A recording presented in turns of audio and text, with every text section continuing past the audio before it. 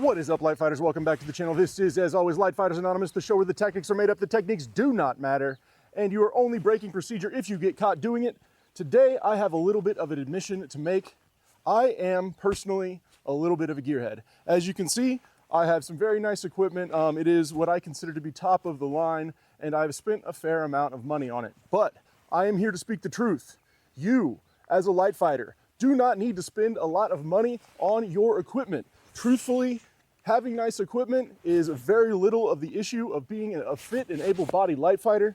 The equipment you actually need as a light fighter, aside from a fighting rifle and a bandolier of ammo, is basically the same equipment that a homeless man already has every day of his life. So in the famous words of Remember the Titans, if you don't have a suit, go find a bum and trade him for his.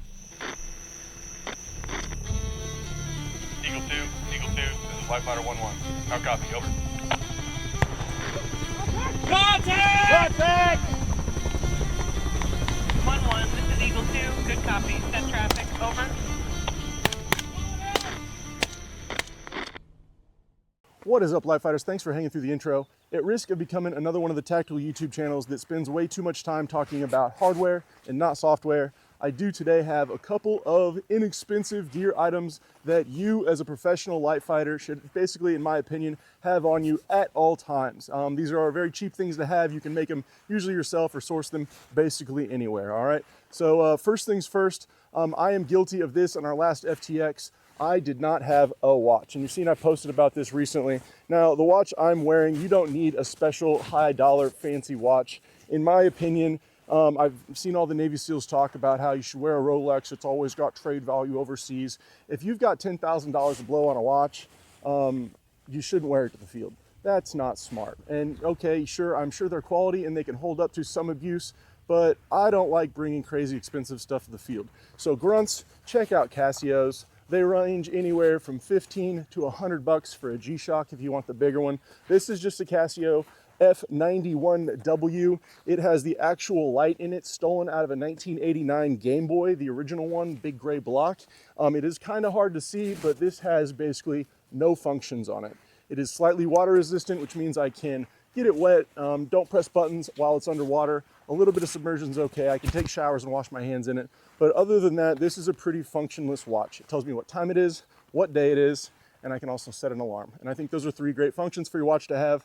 Other than that, all the other weird functions, barometers and compasses built into your watch and heart rate monitors, I think those are junky. And also, I don't think that your watch should be any problem when it comes to emitting a signal. That's having a Bluetooth watch or a watch with Wi-Fi connectivity. That's one more thing, that's one more signal that's being emitted from your person that you have to be conscious of as a light fighter, okay?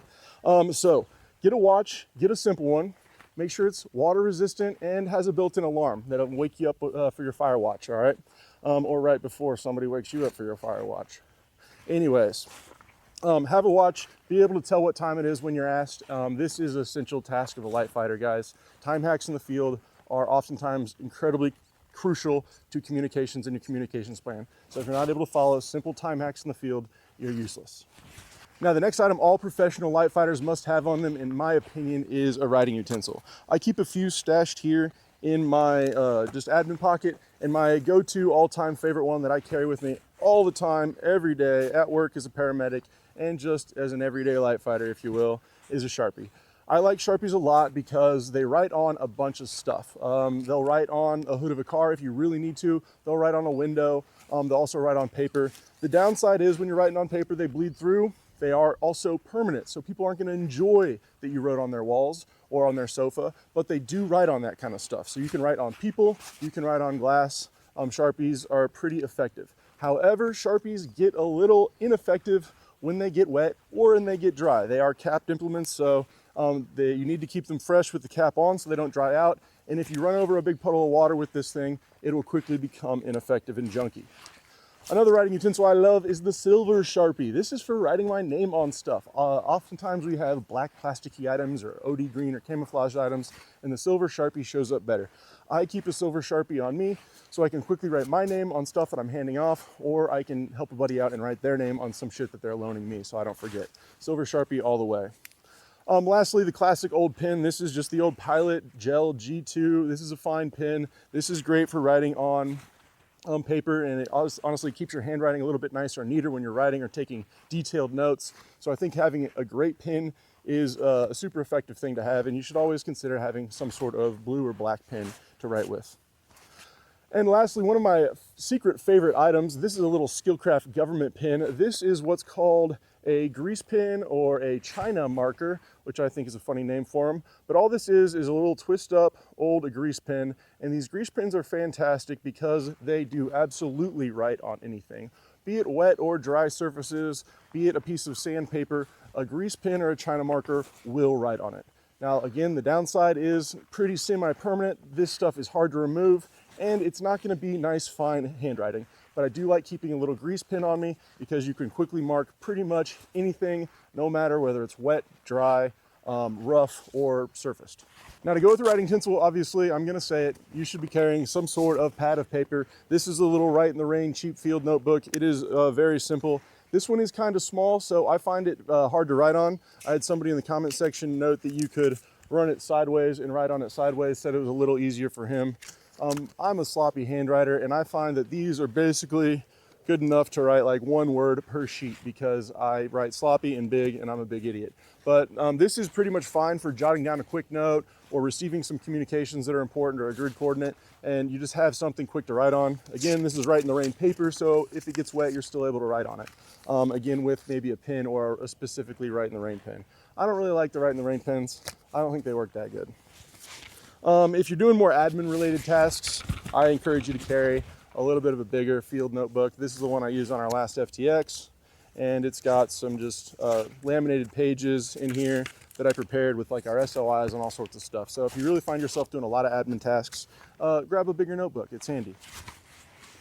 All right, guys, next life hack I think you should all have ready and prepared for you as a light fighter is a lanyard of some sort. This one is just one I made out of some scrap 550 and some old buckles I had on me, and just this little quick disconnect clasp right here, so I can loop this onto an item and then clip my lanyard onto it. And this will provide an additional layer of security for any item that I receive or hand off to a buddy. Also on here, I just have additional loop. This is a steel braided cord wrapped in some 550, just so I could actually have an additional layer of security on a separate item. So I used to be a big proponent for having all of your stuff tied down to you. Tie down your canteens, tie down your compass, tie down your GPS, have everything tied to you. This might be still good advice for your unit, especially if you're jumping out of fucking planes or riding around in helicopters where something that get loose can fuck up the prop. But for me personally, I've ran my equipment all dummy corded in, tied to myself, and I just get tired of getting tied up in this shit. And if I lose one canteen, I'm prepared enough to have a second and a third and a fourth container for water. So I don't need to keep that stuff tied to me. It's hard to hand off to a buddy, or it's hard to stow in your ruck and switch them out. However, when I do want to hand off my nods to somebody, I have this little lanyard ready to clip onto them quick, and then I know that they've got an additional layer of security on my expensive equipment. So guys, just have a lanyard with you if you don't dummy cord all your stuff to you already. A lanyard is just a quick way to affix something in a hurry and then add that layer of security. All right, guys, the last hack of professional light fighter is having cat eyes. Now, what are cat eyes? Well, these two little glowing tabs on my little butt pack here are my cat eyes.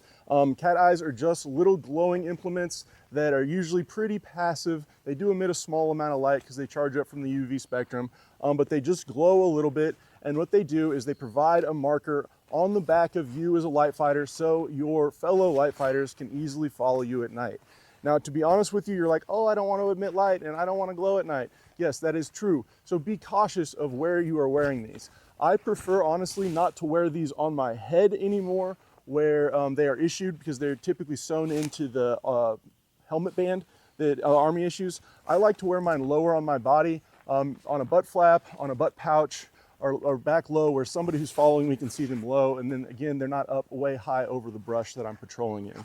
Also, including cat eyes on all of your gear that might be rear facing. So if I'm wearing my ruck, I've got cat eyes right here on the back of my lid. If I switch to just my patrol equipment, I've got cat eyes on the back of my butt pouch. If I do take this off, I can quickly rip off one of those patches and throw it on the back of my DZ rig here.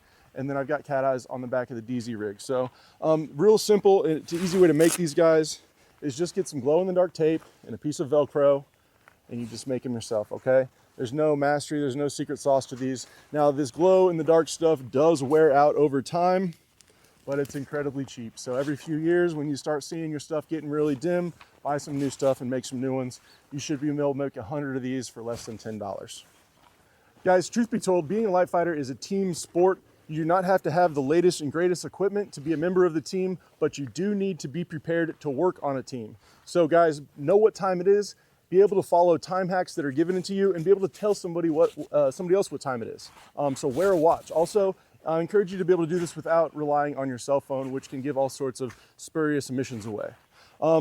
Guys, have cat eyes on your equipment. These are simple, they don't cost basically anything to make, and they will seriously help your buddies navigate off you in the field.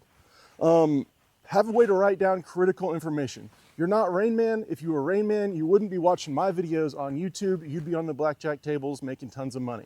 So guys, be able to write down critical information, grids, numbers, names, or any sort of CCIR or PIR, all those cool acronyms the military uses, and then be able to tear that off and give that to somebody if it's so important.